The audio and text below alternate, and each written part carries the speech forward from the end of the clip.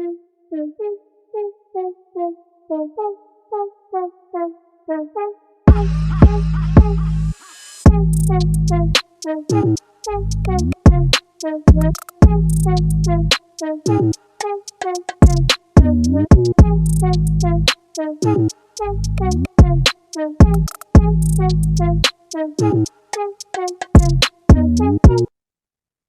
welcome to the Filmgazm podcast. I'm Connor Eyzaguirre. I'm Caleb Boucher.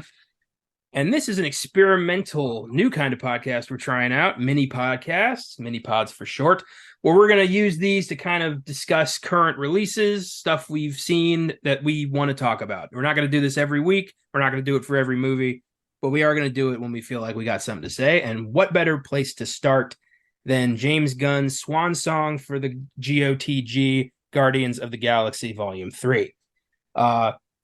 A blanket statement for all of these going forward. Massive spoilers ahead. So if you don't want the movie spoiled for you, do not listen to this yet. Go see it. Then hear our thoughts later. Welcome to First Thoughts.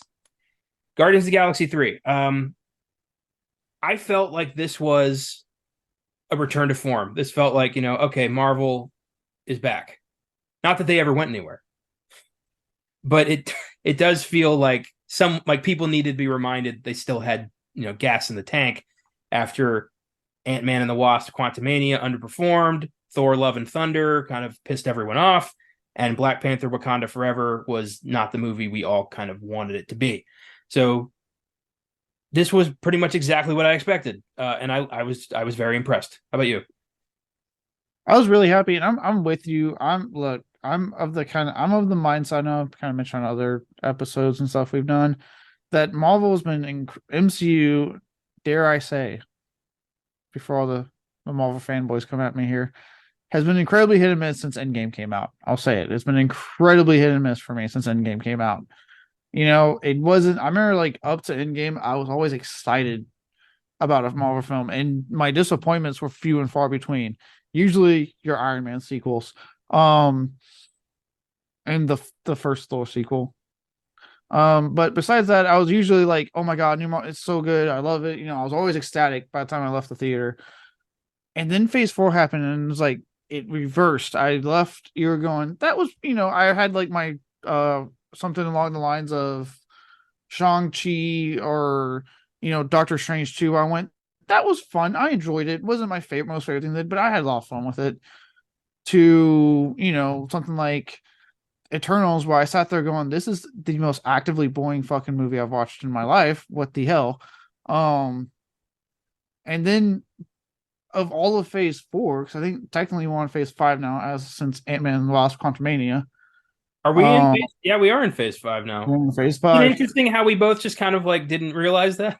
I didn't. Yeah, it means almost nothing nowadays. With how they've been doing this. I remember Spider-Man No Way Home was the only one that gave me that Marvel feeling in all of Phase 4 that made me go, holy shit, this is what I like seeing these movies for. Ant-Man Wasp: Quantumania, well, I did enjoy it more than most people. I wasn't, again, it was like, okay, that was fun. I enjoyed it. We're back on track with we're heading somewhere cool. Obviously, there's some real life issues we're kind of dealing with right now with a certain actor. We're going to talk about that. Oh, yeah. But with this, I was excited. It's James Gunn after the big trauma that kind of happened years ago before this film came out. Yep. Coming back. Yeah, we'll talk about it in more detail. But coming back, giving us the swan song before he, hops over to DC, and that's his main focus from here on out. And closing out a series that, look, I've enjoyed. I love the first one. I love the second one. I love the holiday special. I really like Orange Galaxy. I was so excited for this movie, and him coming back, giving us the swan song. And this film gave me that same feelings No Way Home gave me as soon as the credits rolled. It was, this is what Marvel's capable of. This is like what made me go like, yes. I had that excited feeling when I left. I just thought, oh my god, give me more. Like, why can't Marvel do this again to me every single time? But yeah, this was everything I want Marvel to fucking be when it comes to like their MCU movies. This was so goddamn good. I did like it. I don't think it's the same quality as No Way Home. I don't think that. But here's the thing. Avengers Endgame was a game changer. It showed the possibilities of films like this, the the level of fan service you could get, plus an incredible story, emotional stakes, and an ending that wasn't really an ending. Like that could have been the last movie of the MCU, and I would have been perfectly satisfied. Mm-hmm. But now there's nowhere to go but down. You can't top that. It's impossible. And they came close with No Way Home because, the multiversal Spider-Man movie was something everybody wanted but thought was impossible. And we actually got it. And it Mm-hmm. delivered. And that was great. But then again, nowhere to go but down. Nothing else is going to be that amazing. But if every single MCU film is that fucking crazy, suddenly I think it stops being special. I don't need to be that crazy, but I do remember pre-Endgame, I was highly enjoying almost damn near every single film that came out. I think Me too. I think my biggest issue post Endgame has been less of the movies, not or its direction. I feel like they have been, and I know there were some behind the scenes issues with Disney and stuff that kind of happened after Endgame. That kind of is the reason for a lot of this stuff. But it was direction. It was like, okay, where are we going? And all the people are like, well, we didn't know what they were going with phase one. Well, yeah, no shit. They were just starting this. That's not the case anymore. We'll a decade past this point. So where are we going, Marvel? I don't need every big thing to connect. Like I said, Guardians 3 doesn't really connect to anything, and that's one of the things I loved about it. I was like, oh my god, we're just worried about this, not big universe stuff. Sweet. But when you go as a whole phase, and I'm still post Endgame, and I'm still sitting there going, where the fuck is all this going? I do feel that's a problem because it's not phase one anymore where we can kind of try to build something and we can keep people trained on because we're just starting this new experimental thing. You got something in place now. People have expectations. Like, I don't need to be a game changing No Way Home movie every single time. It can be your Ant-Man, Ross Crossman. It can be your Doctor Strange in the Multiverse of Madness, and I'll be fine with that. I just need less Black Widows that came out 10 years too late, less fucking Eternals that are absolutely dreadfully fucking boring, or Black Panther Wakanda that are mid as shit. Like, come on, Marvel. Yeah, I think less TV shows would be a good idea too. Which And it seems like they are doing that. Yes, I think that was the beginning of the end for the MCU's universal critical acclaim was a new TV show every month, every 2 months. Because my cousin, for example, Miles, who I saw Guardians with, loves comic book movies, loves the Marvel movies, but he hasn't watched the shows because he doesn't care. Like, why should I watch the Moon Knight show to understand Doctor Strange? Like, it's too much now. I mean, I'm gonna watch all of it because I like the content, but overall, it does feel like I have to. Yeah, and that I think that's the other thing. So it's direct. It's a mixture of directionlessness with the where we're going. They finally kind of got that part. They're fixing that part slowly. And like you said, it became quantity over quality. Yeah. Something I've complained about Netflix doing, a lot of fucking people doing. Look, you can come out with new shows every single month like they did in phase 4, but are they all going to be good? No. And I'm like you, I watched it all because it's how I am. It's just how I am. I'm going to watch it all. It's all connected. I got to make sure I see it so I don't miss a fucking thing. It's just who I fucking am. Yeah. But I can honestly tell you, there's maybe 2 or 3 out of those that were remotely great. Most of them were good. Most of them had this issue where they start out strong, boring ass middle stretch, but then strong finish. Or Miss Marvel switched it up where it actually started out strong, but then ended not so great. And I'm just like, She-Hulk did the same thing. I was actually really into it. Then the last episode was like, what the fuck just happened? So it's there was just too many shows, and like I said, it seems like I know there was a lot of, I don't want to get too deep into it. There's a lot of behind the scenes issues at that time going on with Disney and who was in charge of Disney, in general.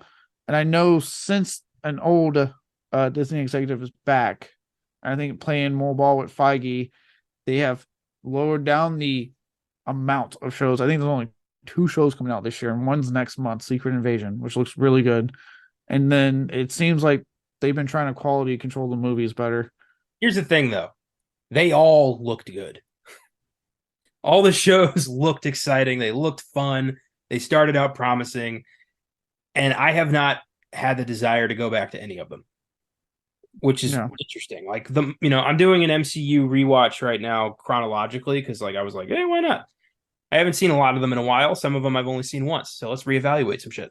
But I have not included the shows because I don't want to. Like, I know they're not going to be pleasant experiences. I have no desire to watch, She-Hulk break through Disney Plus again, or Hawkeye do nothing for 6 episodes. I just don't care.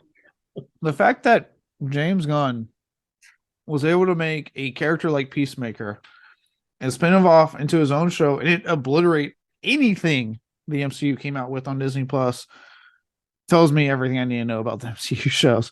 I was watching the MCU shows because I had to. I was excitedly tuning in to Peacemaker every single goddamn week and turning my fucking volume up on that theme song. It was amazing. So James Gunn. All right, that's a good segue into James Gunn here. So James Gunn, prior to getting the directing gig for Guardians of the Galaxy in 2014, I think he'd only made 2 movies. I mean, I think he only directed 2 movies, but he had been writing and doing other stuff for a while. He was he's a member of Trauma. He was, he worked his way through there first, which explains a lot of his humor for those when we do get to like the fucking whole, issue. Explains his humor for those who don't know anything about Trauma. Look them up, you'll get his humor more. But he started out in Trauma, and then yes, he started doing his own stuff. He's done Super, he did Slither. Those are, I might be mind-blanking, but those 2 are coming up immediately when I think of his directed works. I'm pretty sure it's just that. Like, I know he's been in the movie business for some time, but I think his like directing gigs prior to that were just Slither in 2006 and Super in 2010, both of which are great movies. I haven't seen Super yet. That's the one blind spot I have on Gunn is I haven't seen Super, but I absolutely adore Slither. I think it's such a good movie. Yeah. Real quick, just my favorite part of Slither isn't even the monsters. It's afterwards when everything's calm and they're all kind of just walking into the, out of the ruin of their town, and this song starts playing called Baby I Love You by the Yahoos, and the lyrics are just, baby I love you, just leave me the fuck alone. That song alone has me just dying. That's my favorite part of that movie. I love a Babe We Need Space song. There's not enough of those. Yeah. More of those songs. But that kind of humor is, what James Gunn's known for. He, it's Super's very sardonic too. Just this, ridiculous weak man is given a vision by God that he's supposed to be a superhero, and he starts fucking people up with a pipe wrench. Like, that's the whole movie. It's great. Kevin Bacon's a drug dealer who kidnaps his wife. Nathan Fillion was God. Oh yeah, no, I've been meaning to watch it. It's been on my list. I've been meaning to watch that one stuff. It's James Gunn. I love James Gunn to death, and I just haven't had a chance to see it yet. Yeah, it is definitely up your alley. But then in 2014, he got Guardians of the Galaxy, a film that at the time many people were ready to write off as soon as the trailer came out. Everyone was like, "Really, a raccoon, a talking tree, the fat guy from Parks and Rec? Are you kidding me?" And the fact that it's based off a comic that failed like twice, I believe, like it was a comic that failed numerous times. Well, I was reading up. Apparently, according to like this, I think it was one of Marvel's Facebook pages. I'm like on 5 of them. Prior to the Guardians of the Galaxy movie, the character of Rocket had only been published like 13, 14 times. Jesus. Like, he wasn't a very popular character. He was a, sarcastic British raccoon.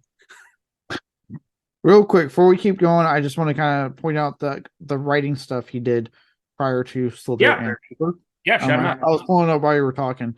So for those, or for you Troma fans out there, and I have seen this movie, it's one of my more favorite Troma films I've seen. Romeo and Juliet, he was a writer on. One of the more well-known ones. He also did both Scooby-Doo films, yes, live action Yeah, you're he thinking of. did. I remember we talked about Um, Beyond the Bad a while back. yes, and he apparently wrote those rated R, if it's to be believed, and that's a whole thing. But yes, those are rated R films, and he also wrote the remake of Dawn of the Dead. He did, yeah, he did do that. I remember that. That's why that movie's pretty good because I refuse to give Zack Snyder credit for that. So yes, he wrote those properties. Another thing called The Specials I have never heard of. A superhero comedy film. I don't like that poster. Oh, Jamie Kennedy's in it. Never mind. Moving back. And I'm out. And yeah, he wrote those, then yeah, did Slither and Super, and then what we're now getting at with getting the gig for Guardians of the Galaxy. Well, that's great. Yeah, he's definitely the right guy for the job. I forgot about Dawn of the Dead. Yeah, I'd give him almost full credit for that movie not being a huge disaster that just offended horror fans across the planet. I mean, you're going to remake Dawn of the Dead, you better have some brass cojones and you better do it right. Oh And yes, amazingly, not bad. It is kind of a miracle, isn't it? yeah. I do enjoy it myself quite a bit. Yeah, me too. But Guardians. So all this was like, everyone was kind of, who wasn't hip to the MCU at that point. They had the Avengers and that was huge, but this was ridiculous. No, I have family members who were like, that's going to be stupid as hell. No one's going to see a giant tree, a talking raccoon, and a bunch of, yeah. And then it came out and it was instantly like one of the best movies they've ever made. Oh, dude, I've never seen like an audience turn out. Cause I was in that group. I was like, really, Marvel? This is what we're doing. Um, and everyone thought, okay, this is gonna be the first big bomb. Spoiler, it wasn't. It took a few years. Took quite a while for a bomb. Quite a while. Again, phase 4. But actually, phase 5. I think Ant-Man is. Ooh, we got close. Real quick, I'm gonna look up the box office returns for Eternals because I can't imagine that was good. I don't think that was a huge hit, but yeah, everyone thought it was going to bomb, and it came out and to critical fucking praise out the ass. I think it was a huge. I think it made close to $1 billion, if not $1 billion, the first Guardians movie. It was a huge hit and became a quick favorite amongst many MCU fans. Real quick, Eternals actually made 200 million, so that's a huge shock. You know what? Okay, good for them. Guardians, I remember, did really well on a budget of. Sorry, my computer's acting up. 1 second. Go your computer, hurry the fuck up. We got all the time in the world. This is an unscripted podcast. Anything could happen on this one. Let's calm down. Anything could happen. Okay, Guardians of the Galaxy grossed 773 million on a budget of about between 195 to 232 million. So very good. Very, very good. And then the sequel did even better. Guardians 2 grossed 869 million on a $200 million budget. So these were big fucking movies, big hits. And also, turned a whole bunch of D-list superheroes into people with lunchboxes and t-shirts. Everyone knows Rocket, Star-Lord, Gamora, Drax, Nebula, Mantis, Groot. They're all A-list heroes now. Well, it hones in on what, to me, Gunn has always done best, especially obviously with these big budget films. I'm sure he'll do the same thing come Superman Legacy when that comes out. But he takes characters like you wouldn't expect to be, a lot of times they're filled obscure characters. I mean, look at kind of quickly went to the DC side of it. People are like, I'm not going to watch Creature Commandos. What is even that? Blah blah blah blah blah blah.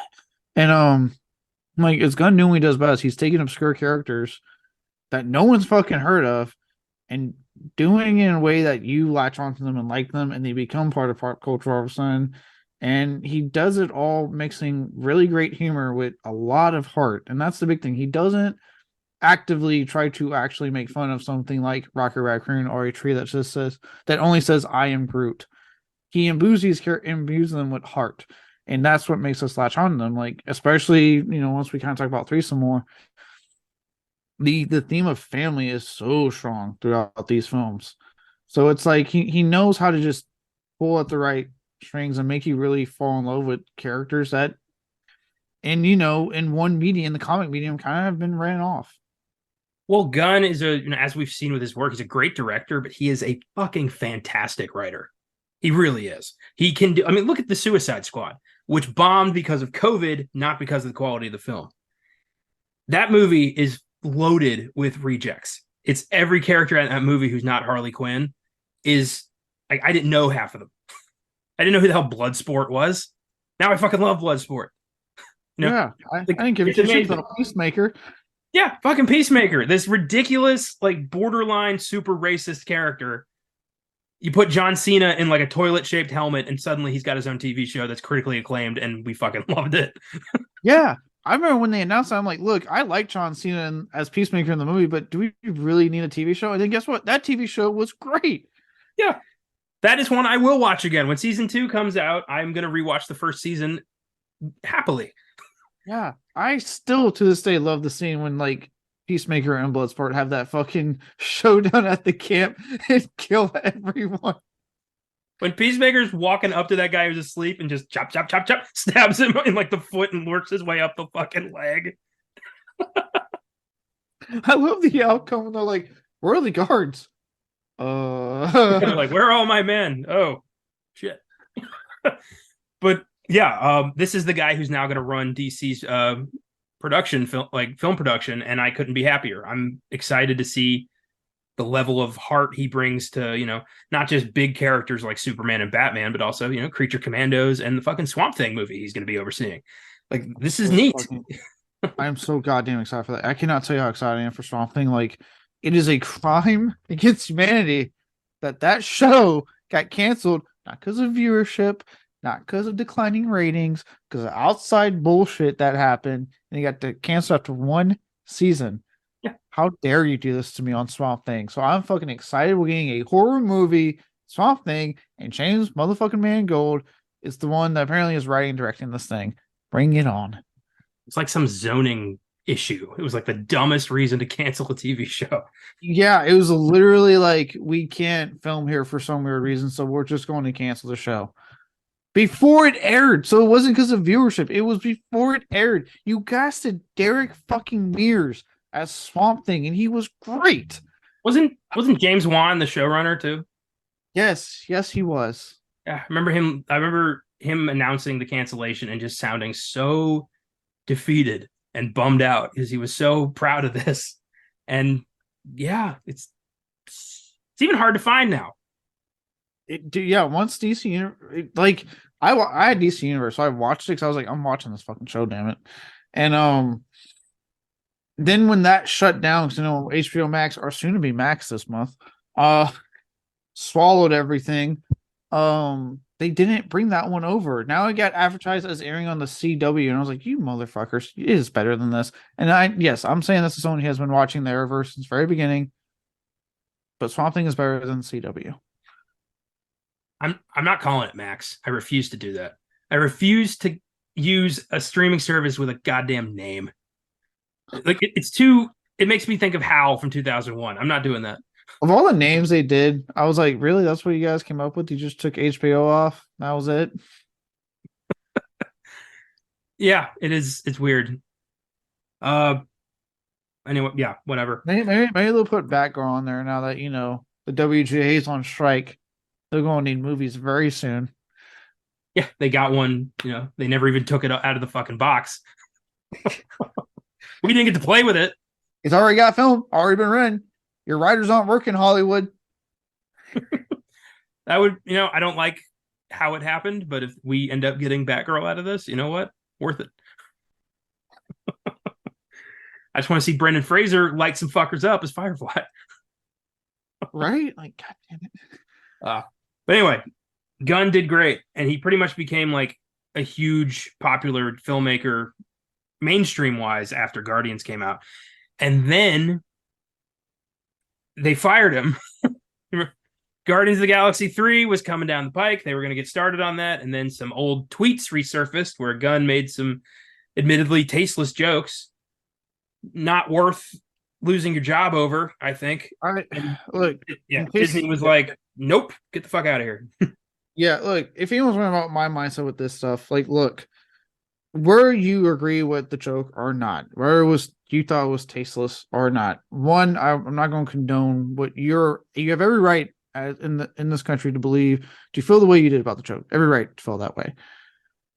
And again, keep in mind he's coming from a trauma background. They are known for like pushing kind of like good taste in certain aspects. Um, that's what they do. So to me, another thing is if we hold everyone accountable to things we've said a decade ago, right? I'm 30 now. If you hold me accountable to things I said when I was 20, I was a teenager. No, because I said some dumb fucking shit that probably made me look arrogant or what have you. To fire someone over something they said years ago, it's one thing if you say that and you're still the same person 10 years later, still saying dumb shit like that, completely different story. But if you've grown since then, you're like, ooh, that wasn't a good thing. Like, really? Can we not grow as human beings? That's what it comes down to for me. It's like, are any of us really that innocent? Nobody's ever said some off color shit to make someone laugh. No one's ever, tweeted something that they regretted saying. That shouldn't cost you a career 10 years after the fact. That is bullshit. Yeah, that is, and that was when it was happening. Because when it happened, that was like peak, like the Me Too movement when that was kind of happening left and right. Like for every right one that was happening, we're like, hey, this guy who is like using his power to do things to women and people, we should cancel him. That's a good yes, absolutely. Yeah. But then it got followed with people like this, or like, you made a joke I didn't agree with 10 years ago. You shouldn't work in Hollywood anymore. Fuck off. You didn't agree with it. He's not saying those jokes anymore on Twitter. He clearly probably is looking at that thinking, what was I thinking and saying that? That was a dumb thing to say. Joke or not. Like, that should not be the detriment of your career. Well, Gunn also, like you pointed out, he comes from a goofy horror movie background. He's gonna say some weird shit to make somebody laugh. And Disney knew that when they hired him. And his record since has been impeccable as a filmmaker and I think as a person. He seems like a pretty decent dude. So in the end, it did work out for everybody because what happened was the entire cast of Guardians 3 basically said, fuck you, Disney, we're with James. And nobody wanted the job. No director would take it because they're like, that movie belongs to James Gunn. And that's what I was getting at. Clearly, he has grown since that, that tasteless joke, what have you, to be a very upstanding good guy. Because, like you said, like it's the only time I can think of in like Disney's history that they had to grovel for once in their lives. Because the actors straight up said, no, we're not doing this movie unless you get James back. It's his movie. We want him directing us. Mm-hmm. And every single director they asked, including their golden boy at the time, no longer, thanks to Thor, Love, and Thunder, Taika Waititi. No offense. I love Ragnarok. I think the next Go Rens, I saw the trailer for that, looks hilarious. Yeah. I love Taika Waititi, but Love and Thunder sucked. Now, the fact that all of them said we're not directing that, this is James's script, because that was their big thing. They were going to keep his script, just someone else direct it. And they were like, no, we're not doing that. That's his script. This is his movie. We're not doing it. That Disney, I'm trying to make sure I say Disney. This is not Feige's issue. No. This wasn't Feige's thing. This wasn't Marvel. This was Disney doing all this dumb shit. That they had to grovel to him. Well, I mean, Dave Bautista already didn't want to be there. He's been trying to, retire the role of Drax in his own way for a while now. So the fact that he was ready to walk, like, and people were going to go with him. And on the other side of things, a now unemployed James Gunn was offered a pretty sweet gig by Warner Brothers to direct the Suicide Squad. Almost immediately. Yeah. It's like they poached him quick. And the Suicide Squad, while not financially successful, was a critically acclaimed, hilarious superhero adventure that led to a successful TV spinoff and also showed James Gunn like, oh, I like it over here. And they remembered that and gave him the fucking, showrunner gig of the DC, EU or the DCU now as it's called, which makes way more fucking sense. Makes a lot more sense. Yeah, I mean, at the end of the day, we got the best of both worlds because DC was going to be like, oh, for once we can like get one on Marvel here and like snatched him up. And then like if you read about that's a whole separate thing. If you read about like how it went down with Suicide Squad, they gave him carte blanche. They were like, yeah, pick whatever you want to do. We're cool with it. Like they didn't give a shit. They were like, hey, we back you, buddy. You do what you want. And he gave them gold. In the meantime, Marvel, what cracks me up, or Disney, I should say, Disney, they were like, James, we're sorry. Can you come back? And his response was like, yes, but I got to finish my thing with DC and then I'll come back. And I'm like, you fucking beast right now. Stick it to them. Yeah. Like, yeah, hang on a second. He turns over to Warner Bros. It's my ex. Give me a minute here. He's like, all right, I'll come back, but I've got conditions. You wait for me. And also, I want to say fuck at least once. Oh yeah, and me and Josh talking about that. I am almost positive, and Josh saying the same thing. More than likely, Kevin Feige was sweet talking the living shit out of whoever was in charge of Disney at that time to be like, look, we got to probably bring him back. We got to bring him back. Like because Kevin Feige has been on record saying he never agreed with the entire thing. I believe that. I believe that Feige's. Yeah. I trust his vision endlessly. Like he knows what he's doing. It's all the fucking suits around him who keep fucking this up. Yeah, so he's been saying like he never agreed with what went down. So I'm sure he did some sweet talking, and one of the things he probably said, especially since DC gave him carte blanche, he was like, look, James, you come back, you do whatever you want with Guardians of the Galaxy 3. All right. You get an F-bomb if you want it. It does not have to have ties to the MCU. As we were kind of seeing in the lead up to release, they gave him carte blanche what to do with the characters. They're like, yeah, don't worry about it. Like, do what you want. This is your movie.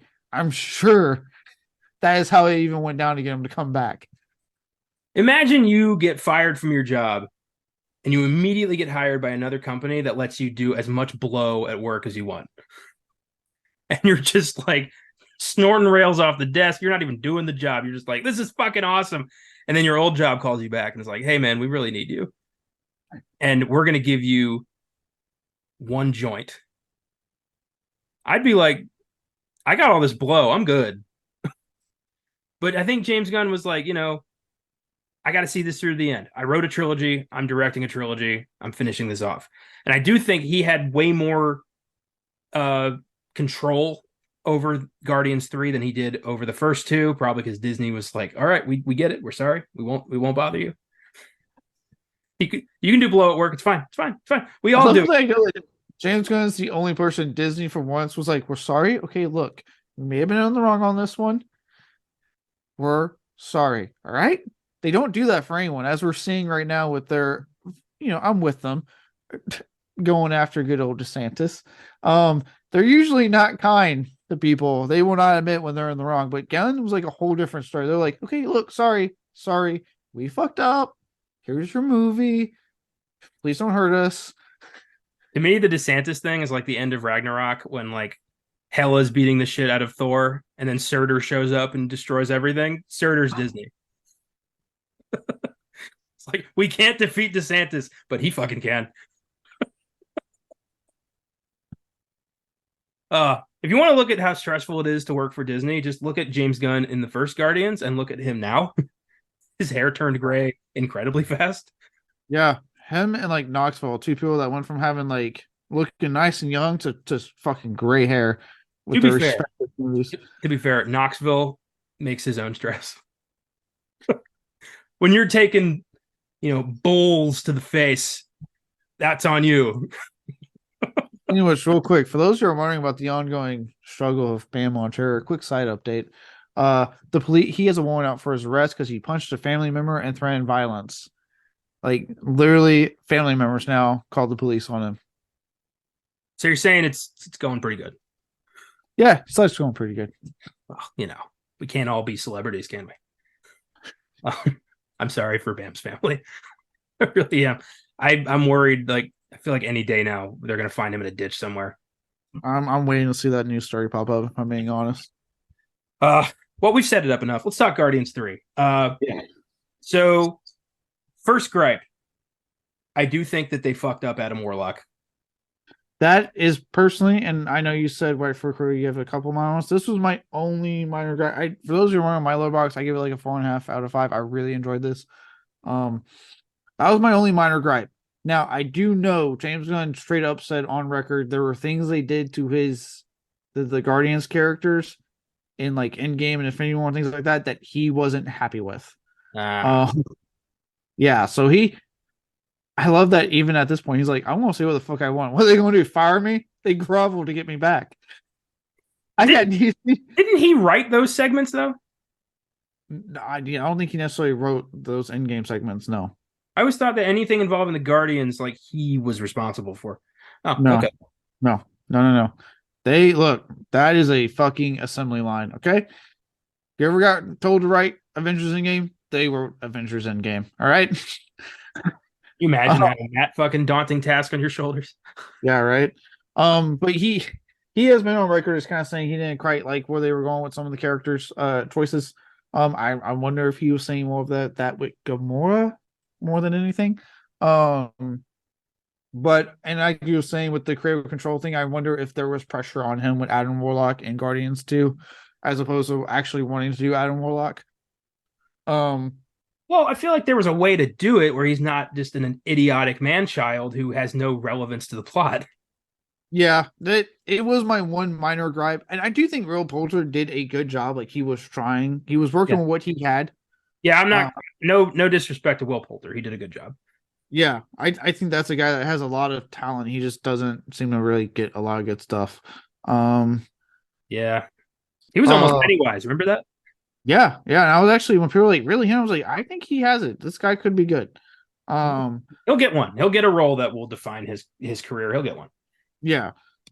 He was my one minor gripe. I do think, regardless of like if it was meant for him to even be in the movie, if like I said, James Gunn's prior comments had to do with anything with Adam Warlock, I feel like there could have been a better way to integrate him. It looks like he's set up for good shit, like in the future, like down the line. He might get better as we go along, but for a debut, it's clearly set up to go like we're going to see more of Adam Warlock. Yeah. Wasn't my favorite debut. I'm kind of with you. Well, he just was such a step down from what we were led up to believe. You know, he's this like uber powerful force of cosmic nature in the comics, and in this one, he's comic relief, and only in like a few scenes. Yeah.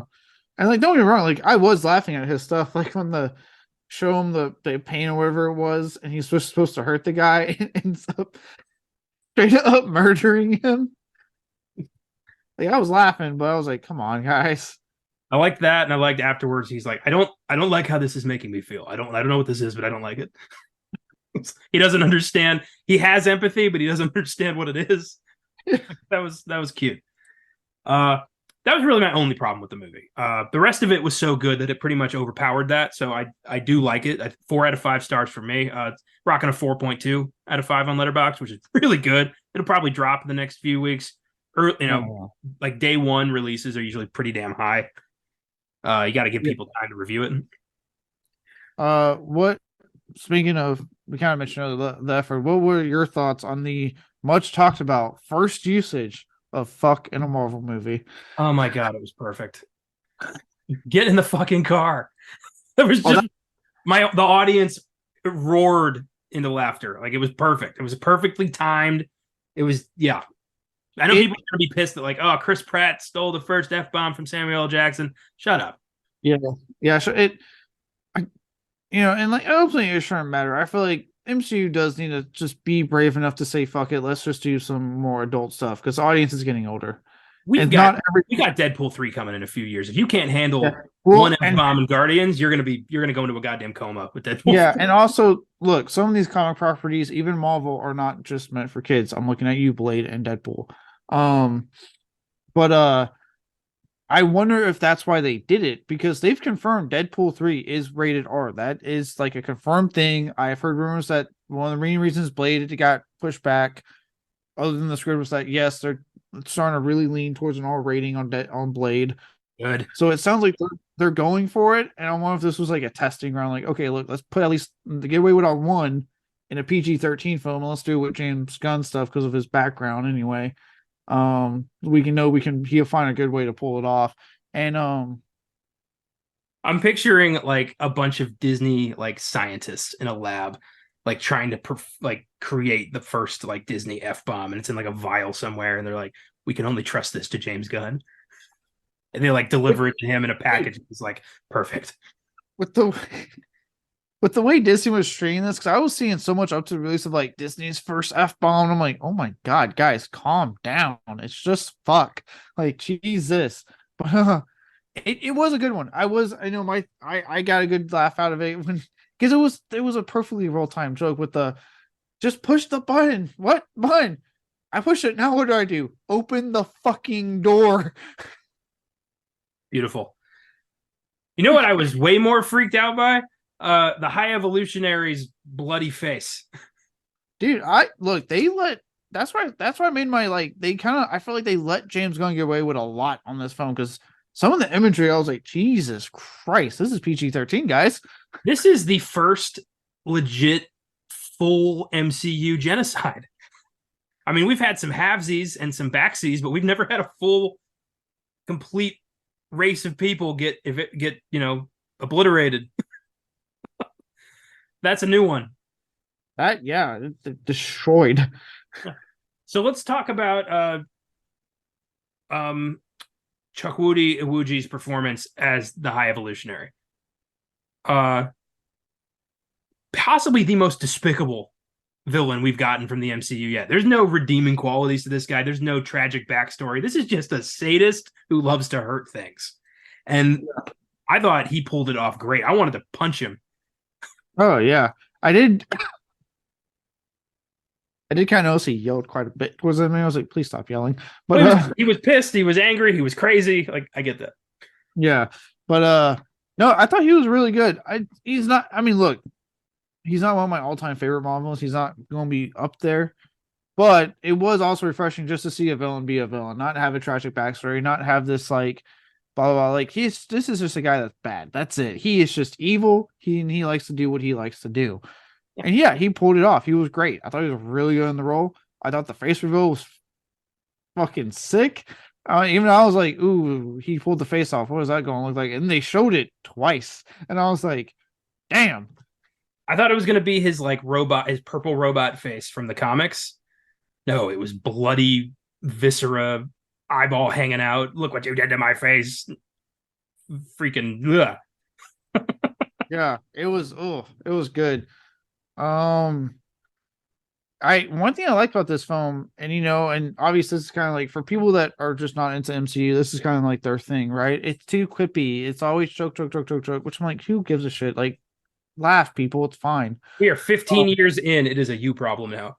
Yeah, at this point, like you're the one still paying to see these. It's kind of on you. With that said, I like that James Gunn himself, who is like he likes humor, he puts humor into his script quite a bit.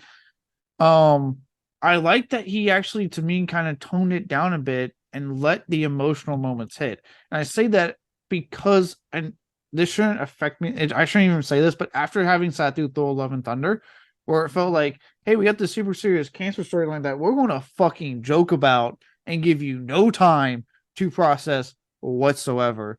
It was refreshing to give me a movie that should do what it does, which is, hey, we're going to have funny moments. We're going to make you laugh at times and give you that humor that you expect from these guys, but we are going to fucking roll that shit in when we need to and destroy you emotionally when we have to. Very refreshing. Thank you, Marvel. There's two moments in this movie that actually brought me to tears.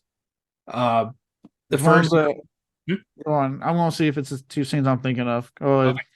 So the first scene is when Rocket sort of dies, and he's in like a purgatory where he gets to see his friends again, and he breaks down and is like, I couldn't save you. Like, just that shit got me. I could hear Josh next to me. I was like, he got both of us.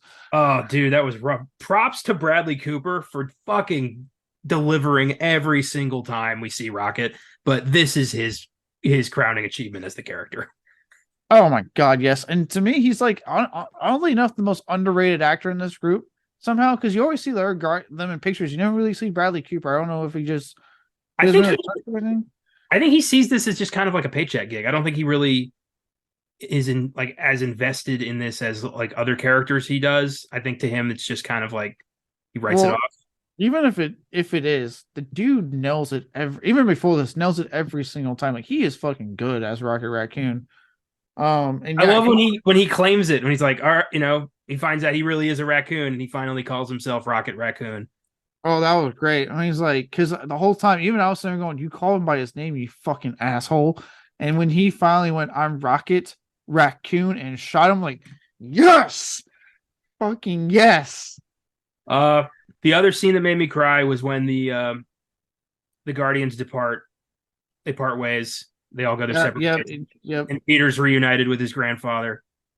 Like, oh, That dude, that whole scene from when they first had the meeting about parting ways, and you see like Trax start to tear up when Mantis leaves, because at the end of the day, they're they have a very sibling like relationship themselves, yeah. and everyone and Rocket's accepting that it's changing and everything. It's not going to be the same team. It hits it. That whole ending just hit, and I was like, this to me is like how it should be. This is what you call it to me. This is a good. I think sometimes the best endings to films like this are the bittersweet ones. Those were like it ends in a way that's true to the characters. It's sweet in that you are seeing everyone have their moment and kind of like do what they need to do, but it's also bitter because we all know that as of now, it's the last time we're probably going to see them. Like these guys have made it quite known they'll lower a gun, but they have no issues saying we're not coming back to this universe.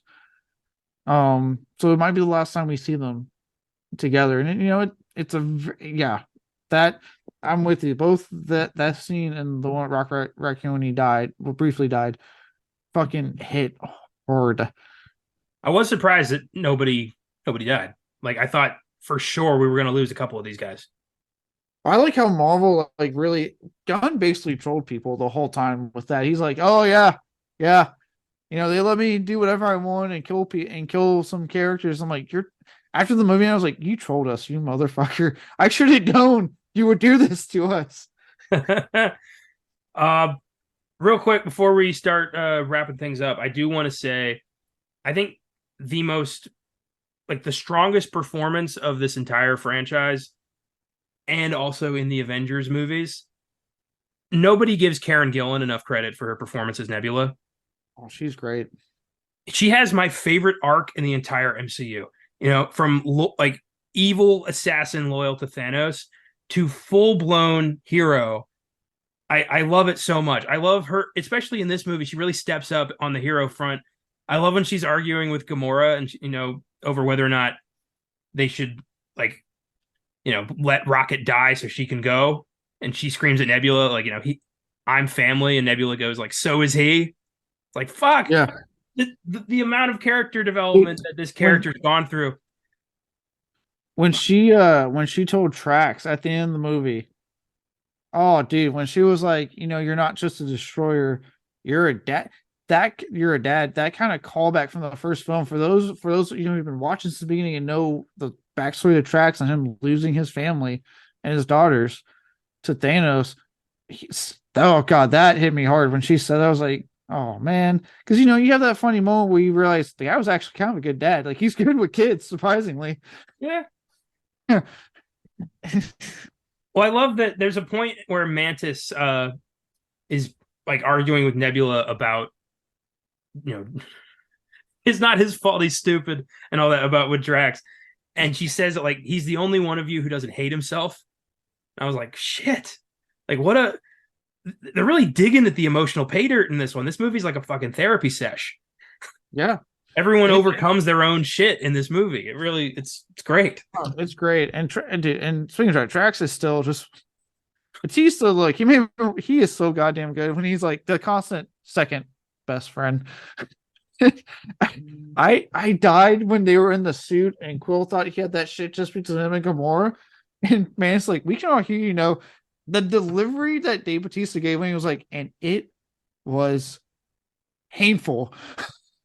I'd be rolling. I love this. It was such a little moment, but when like he offers Quill as a Zargnut and he's like, oh, thank you. And Mantis gets pissed later and she's like, well, maybe I wanted one. And he's like, they're all gone as he's eating one. When they have to be undercover, he's like, yeah, and in this suit that's not flattering to me whatsoever. I love that Gunn finally got Nathan Fillion in one of these. Oh yeah, yeah, that was great. I like he's like, yeah, I got one of those too. This one, proud of this one, does great stuff. But this one, and when he just looked at him and then looked back, I'm like, The boss's son. He's, I love that. yeah, that Oh was boy. so good. Oh, real quick, for I know we gotta like we're going to wrap up, but the hallway fight scene towards the end of this movie, when we see the team after the 2.5 hours, which I was scared of after a month of hour and a half films. Thank you, April. But I was like, God, we're going back to these over 2 hour epics again. This one flew by. When we finally get to the point where they are team up in the hallway and we see them all fucking destroying in that hallway scene towards the end to what was it, the Beastie Boys Yeah, song, no sleep till Brooklyn. Yeah, that No was Sleep Till awesome. Brooklyn, dude. Oh, what a fucking scene. Fucking great. I'm loving that the MCU is investing in the Beastie Boys so much in this phase. Intergalactic was featured in the Marvels trailer. Well, I'm loving that. I am a Beastie fan. Beastie Uh Boys are good. oh yeah, good shit. I love seeing full grown Groot in the post credit scene, like the 14-foot giant ass tree he is in the comics. It was nice to see that. I'm excited about Yep. the new team: Rocket, Groot, that little girl with the silver hair, who I believe is supposed to be like another Marvel thing. Um, Probably. Adam Warlock, the little weird dog thing, and Cosmo. Cosmo and Kraglin. Yeah. Cosmo, who is voiced by the actress from Borat too. Yeah, Maria Bakalova. Yeah, I like how she kept the whole movie. Tell me I'm a good dog. I like, and again, for those who want to know about James Gunn's Trauma Cred, he cast Lloyd Kaufman, the founder and head of Trauma, in cameo roles in all of his movies. He was in Suicide Squad. He's been in every single Guardians film. He's in the poker scene that they have on there. He's one of the guys playing poker with them. And I love that they're like, just tell her she's a good dog. And he's like, I will not tell her she's a good dog until she is one. I love, the Russian psychic dog. Only Gunn could make that work. Yeah. And in that scene, I love seeing the broker from the first movie was there. Howard the Duck was there. Just, I love Howard the Duck just being peppered throughout these has been one of my favorite things about the MCU. Never gets his own property because no one would fucking watch that. But No. he's there. And voiced by Seth Green, I should point out. Yeah. Well, and then so at the end we get another post-credit scene of Quill just having cereal with his grandpa, and then says, the legendary Star-Lord will return. So Chris Pratt will be back. He's not leaving. No, cause look, I know people have their feelings on Chris Pratt. Mine is he doesn't really bother me all that much. I do think we got an overload of him for a bit there, but he's good in roles like this. I saw the Mario movie. He was actually pretty good in it. They do explain the whole Italian thing in the movie. They do explain it for those who really gave a shit. I always thought Mario was some kind of alien or something. I didn't think he was really from Italy. Yeah, no, they quickly explain it away. Like they quickly explain it in the film. I guess too because all the people want to shut up. And I like the first two Jurassic World films. Everyone who knows me knows how I feel about that last piece of shit. But yeah, I'm down for him to come back and keep doing this. I like him as Star-Lord a lot. I think he's really good. I thought he was really good in this, exploring a more broken Star-Lord, one that cannot move past losing the love of his life, and the fact that now she is back, but it's a different version of her that doesn't feel the same way. He does some really good stuff in this. Yeah, him and Zoe Saldana do a great job selling the new kind of relationship they have in this movie. And I'm glad they didn't just reset it. I thought the movie was going to have like a memory spark moment where she remembers everything, and I'm glad they didn't do that. They kept it real. Sometimes things don't work out. Sometimes you do have to just move on. Yeah. And look, I'll say it like that scene when we thought Rocket was dying, Chris Pratt did a fucking good job. I felt it. When he's screaming, oh my god, yeah, that he felt like he was losing a brother. Yeah. All of them. Like I think everyone in the cast, their best performance is in this movie. Yeah, dude. I'm telling you, when Chris Pratt started and Gamora was sitting going, Quill, he's gone, and he's just sitting going, no, I will not, and I felt it, and yeah, when he started just becoming beyond words and screaming, I was like, oh shit, like you felt it. Yeah, that was yeah. that. So yeah, any this is just, preliminary thoughts on movies we saw recently, trying to keep up with the current film calendar. We're not going to do them every week, but we will do them, fairly frequently. Different combinations of people who saw different shit. Our goal here is to keep these under an hour, which, according to my stopwatch here, we have succeeded in. Way to go. Good job. This was fun. I'm looking forward to doing these. I like this off the cuff kind of style where we just riff about the movie. This was fun. I give Guardians, 4 out of 5 stars. I thought it was really good. I'm looking forward to James Gunn's take on the DC properties. I know he's going to do wonders. I just hope no one fucking stands in his way. Yeah. I gave it 4.5, just a tad bit above. Loved it. Thought it was a great trilogy closer. Thought it was a great swan song to James Gunn's time with this trilogy with Marvel before, like you said, he is now moving on, focusing slowly on DC and focusing on that. I am glad that this is the note he has gone out on, that these characters have gone out, that this franchise has gone out on. Like, hell of a good job. I stand by my comment that to me this has been the best thing Marvel has put out since No Way Home. This was solid. Hopefully I get this feeling more often with Marvel movies going forward. Well, our next one is in November with the Marvels. And I probably won't, because I didn't think Captain Marvel was all that great. So like well, this at least looks more fun than the first one. This looks a lot more fun. I'll give them that. We will see. We don't really know anything about it, like plot wise or villain or anything. So let's just, let's wait to see that. Thanks for listening, everybody. We got content for you on Monday and on Wednesday. We'll have another one of these out whenever something comes out that we all see and feel like talking about. So, okay, June's packed a shit month. Yeah. There are certain movies that I don't want to say out loud because I don't want to commit to anything, but I can assure you are going to be talked about with this format. Hope you enjoyed it. We certainly had a blast. Take it easy, and we'll see you next time.